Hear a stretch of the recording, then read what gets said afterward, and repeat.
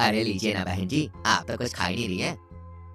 भाई साहब, जब से आए हैं तब से खा ही तो रहे हैं। आप अपनी बेटी को तो बुलाइए, पहले हम अपनी बहू को तो देख लें। तभी वहाँ रानी चाय लेकर आती है।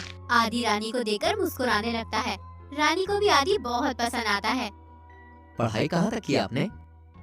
आदि बेटा, मेरे बीमार पड़ने पर सभी जिम्मेदारियां रानी ने उठाई है, इसीलिए इसने अपनी पढ़ाई पूरी नहीं की, 12वीं तक पढ़ी है। तभी वहाँ रानी की छोटी बहन पिंकी आती है। पिंकी बहुत मॉडर्न लड़की थी। आदि को पिंकी बहुत ज्यादा ही पसंद आ जाती है। बेटा तुम दोनों जाकर अकेले में कुछ बातें शातें कर लो।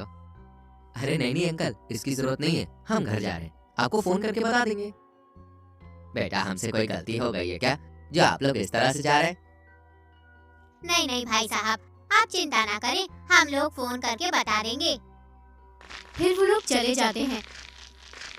रानी बहुत उदास हो जाती है, क्योंकि जो भी लड़के वाले आते थे वो सिर्फ रानी को देखकर ही चले जाते थे। रानी अपने रूम में बैठकर सोच रही होती है कि तभी वहाँ पिंकी आती है। दीदी, आप उदास क्यों हो?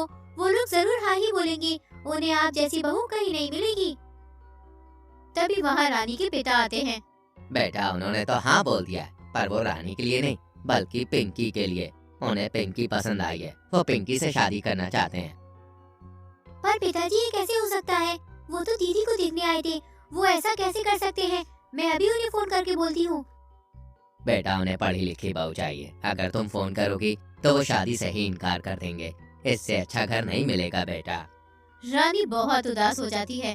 फिर पिता के कहने पर पिंकी की शादी आदि से हो जाती है।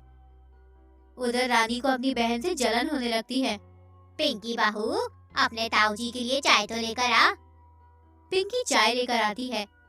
बहू, ये ताऊजी है। अरे बहुत ही खूबसूरत बहू लाई हो। इसी तरह वक्त बीतता जाता है। पिंकी ससुराल की सभी जिम्मेदारियों को बहुत अच्छी तरह निभाती है। इधर रानी के लिए कोई अच्छा रिश्ता नहीं आता। एक दिन रानी पिंकी से मिलने आती है। और बता, कैसी है? सब ठीक है दीदी, घर वाले सभी बहुत अच्छे हैं, सब लोग बहुत प्यार देते हैं। घर में कौन कौन है पिंकी? माँ जी कीर्तन में गई हैं और ताऊजी अपने रूम में हैं। ताऊजी के परिवार भी तुम्हारे साथ ही रहता है क्या?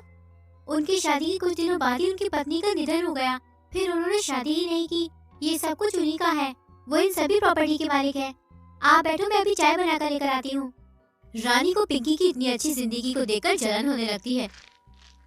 अगर आदि की शादी मुझसे होती तो ये सब मेरा होता। मैं रानी सिर्फ नाम की ही नहीं होती, मैं सचमुच इस घर की रानी होती। पर मेरी बहन ने मुझसे ये सब कुछ छीन लिया। रानी पीछे घूमती है तो उसके पैर मुड़ जाता है। तभी विनोद ताऊजी उसे पकड़ लेते हैं। दोनों की आंखें मिलती हैं और रानी मुस्कुरा देती है। आप ठीक तो हैं? आपको मैं पहचाना नहीं, कौन है आप? हाँ मैं ठीक हूँ, मैं पिंकी की बड़ी बहन रानी हूँ। क्या हुआ दीदी, आप ठीक तो है ना? हाँ मैं ठीक हूँ, मुझे अब घर जाना चाहिए। फिर रानी को घर छोड़ने के लिए ताऊजी अपनी गाड़ी से रानी को ले जाते हैं। आपका रिश्ता कहीं लगा कि नहीं? कहाँ हुआ, जब से पिंकी की शादी हुई है तब से रिश्ते आने ही बंद हो गए हैं। अब तो लगता है जिंदगी भर कुंवारी ही रहना पड़ेगा। अरे ऐसा मत बोलिए, अकेलापन जीने नहीं देता है, बहुत मुश्किल होती है बिना पार्टनर के जीना। रानी विनोद को देखती ही रह जाती है और कुछ सोचने लगती है। क्या हुआ रानी बेटा, तुम इस तरह क्या देख रही हो? मैंने कुछ गलत बोल दिया क्या? बेटा या बेटी नहीं हूँ, मैं बाप की रानी है डार्लिंग हूँ। मुझे रानी है डार्लिंग कहकर बुलाओ। अगर आप चाहे तो हम दोनों का अकेलापन दूर हो सकता है। क्या मतलब है? मतलब ये कि मुझे आपसे प्यार हो गया है, मुझे आपसे शादी करनी है। अरे दिमाग खराब हो गया क्या तुम्हारा? हैं? क्या उलझुल बातें कर रही हो? अरे अपनी उम्र देखो, मेरी उम्र देखो, तुम्हारे लिए अच्छे अच्छे लड़के के रिश्ते आएंगे। आपकी उम्र और मेरी उम्र में कितना भी फर्क क्यों ना हो, मुझे फर्क नहीं पड़ता। मुझे आपसे प्यार हो गया है, मैंने आपको पसंद किया है, अब आप भी मुझे अपना लीजिए ना। ये सुनते ही विनोद मुस्कुराने लगता है। वो घर आकर रानी के बारे में ही सोचने लगता है। फिर अगले ही दिन विनोद और रानी शादी करके घर आते हैं। उन्हें देखकर सभी भौचक्के रह जाते हैं। ये क्या किया भाई साहब आपने? क्यों, मैंने ऐसा क्या कर दिया? हमने तो बस शादी की है। अरे पहली बार अपने लिए कुछ किया है, तुम लोग खुश नहीं हो क्या? दीदी कम से कम तुम तो अपनी उम्र का लिहाज कर लेती, लोग क्या कहेंगे? मैंने पूछा तुमसे, प्यार उम्र देखकर नहीं होता। देखो अब ये मेरी पत्नी है, इस घर की मालकिन। तुम लोग जितनी जल्दी ये सच्चाई मान सको उतना बढ़िया होगा तुम सबके लिए, समझ गए? फिर वो दोनों वहाँ से चले जाते हैं। अगले दिन पिंकी रसोई में खाना बना रही होती है कि तभी वहाँ रानी आ जाती है। पिंकी, क्या बना रही हो? खीर। जानती हो ना, मुझे मीठा बिल्कुल भी पसंद नहीं है, तो मेरे लिए छोले बना लो। छोले आप खुद ही बना लो। लगता है तुम नहीं जानती हो मेरी शादी कैसे हुई है। मैं अब तुम्हारी सास हूँ, समझी? और सास की बात माननी ही पड़ेगी। क्या बात है पिंकी, तुम मुझे इस घर में देकर खुश नहीं हुई क्या? ऐसी बात नहीं है दीदी, आप ताऊजी से कैसे शादी कर सकती हैं? उनकी उम्र हमारे पापा जितनी है। इस घर में मेरी शादी हुई है, आपने तो मेरा घर ही तोड़ दिया। तुमने मेरे बारे में कभी सोचा? जिससे मेरी शादी होने वाली थी, तूने उससे ही शादी कर ली। अब लोग मुझ में बताते हैं कि छोटी बहन की शादी हो गई और बड़ी बहन कुंवारी बैठी है। कब तक मैं ये ताने सुनती रहती? आप मुझसे इतनी नफरत करती है, मैंने कभी सोचा भी नहीं था आप ऐसा करोगी। आप तो ऐसी नहीं थी दीदी। खबरदार, मुझे तुमने दीदी कहा तो अब मैं तुम्हारी सास हूँ और इस घर की मालकिन भी। अगली सुबह पिंकी जब रानी के पास जाती है, आओ पिंकी बहू, आकर यहाँ बैठो। तुम चाहती क्या हो? तुम क्यों मेरी जिंदगी बर्बाद करने में लगी हो? मैं क्या चाहती हूँ? मैं रानी बनना चाहती थी, जो मैं बन गई हूँ। इस घर में सिर्फ अब मेरा राज चलेगा। थू थू, मुझे शर्म आती है तुम्हें अपनी बहन बोलने में। कितना अंतर है तुम में और मुझ में। लोगों को एक नजर में मैं पसंद आती हूँ और तुम अपने बारे में सोचो। हाँ बिल्कुल सही, तुम में और मुझ में बहुत सारे अंतर हैं। अब देखो ना, मैंने फैक्ट्री के मालिक से शादी की है और तुम फैक्ट्री के नौकर से। और तो है। फिर पिंकी गुस्सा होके वहाँ से चली जाती है।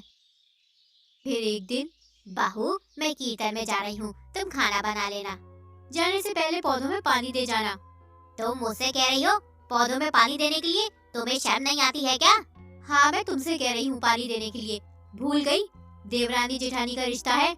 जेठानी काम करते हुए अच्छी थोड़ी ना लगेगी। बहू, पौधों में पानी दे देना, मैंने तुमसे कहा है और तुम मुझसे कह रही हो। उसे और भी बहुत काम है, तुम पौधों में पानी डाल दो।